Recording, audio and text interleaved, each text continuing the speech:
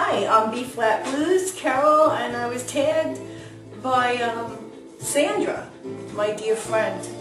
Her call name is Alabama Belle. She's a beautiful lady, and what a voice, holy cow. So I have to give you 5 facts about myself. I've done this before, but that's okay because I really love to talk. So, okay.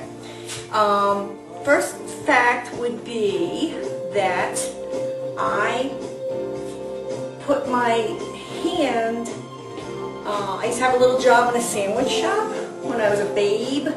I used to be a babe. That's 6 facts. And I put my hand, my fingers in my hand right through a meat slicer. You know, deli meat slicer, we're talking about 1,000,000 miles an hour around RPMs there. So I put it into the thing while it was on, yes. So I lost a piece of my index finger, and the whole top of my thumb came off. I had to have that sewn back on, and also my ring finger. So that was many years ago. So you get over those things. You have to, yeah, that was traumatic. And it was my right hand, and I remember saying to the ambulance drivers, "Am I going to be able to play the piano?" And he laughed and he said, "Oh, yeah, I heard that one so long ago." I said, "What one?" Because like I wasn't kidding. So, but anyway, all's good. Okay, so when I was about 12 to 13 years old, somewhere in there, I met like B.B. King. Went to a concert. I collected bottles, soda bottles, and stuff in the neighborhood. And I went around and I collected people's bottles with my little wagon, and I went around and I cashed them in so that I could pay to go to this concert. It was B.B. King on Staten Island, no less. Like that was God's country back then. So fabulous concert, and you know, that was it. Like that's all I really needed to know. I went and saw him. I went up right up to the edge of the foot of the stage, and like a lunatic, and he leaned down and he shook my hand. He shook a bunch of people's hands, and he leaned down and he handed me his guitar pick, and I got his guitar pick. It said B.B. King in very classy, you know, cursive on one side, and it was a hot pink. It was beautiful. And no, I don't have it anymore because life happens. So you move around and you travel and you pack your bags and you hoof it around and you lose things. So I lost it.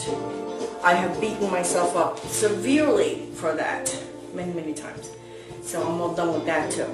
Now, I danced. I have in the background, I have music on, and it's very white.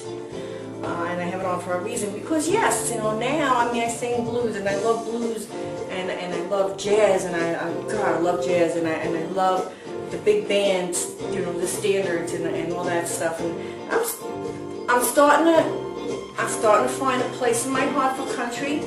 I didn't have a great, big, huge appreciation for it because I didn't grow up in that kind of world. But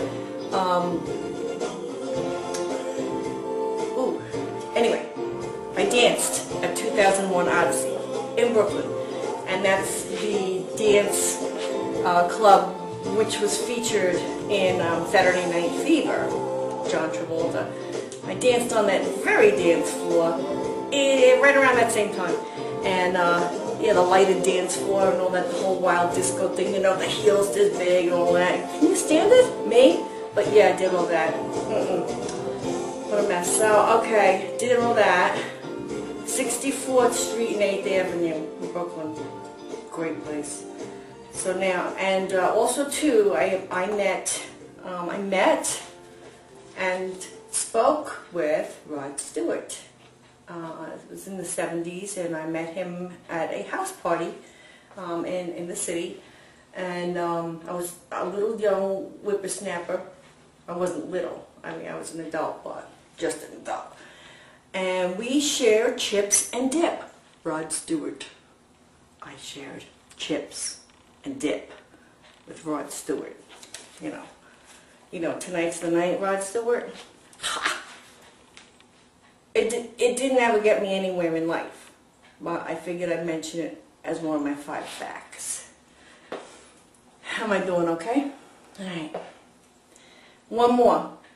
Yeah, I have a book. I forget everything. That's another fact. I'm giving you a lot of facts here. Okay. Well, this one here, I was very, very involved with acting school. I went to acting school, went to different acting coaches when I lived back home in the city, and you know, nothing really huge, big time, but it was something that I really entertained thoughts of pursuing back then, before many other things happened. And one of the things that I did was I auditioned for a soap opera, which was going to be coming on TV. It was going to be just starting out, and it was called Ryan's Hope. I don't even know if it's on anymore.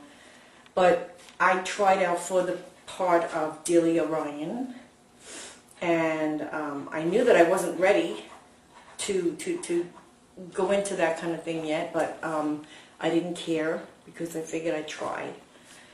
And when you show up at at a warehouse in the city at like 5 o'clock in the morning, they start these audition things, and you are really pumped. You're going in there and you say, I'm going to get this thing, I'm going to nail it.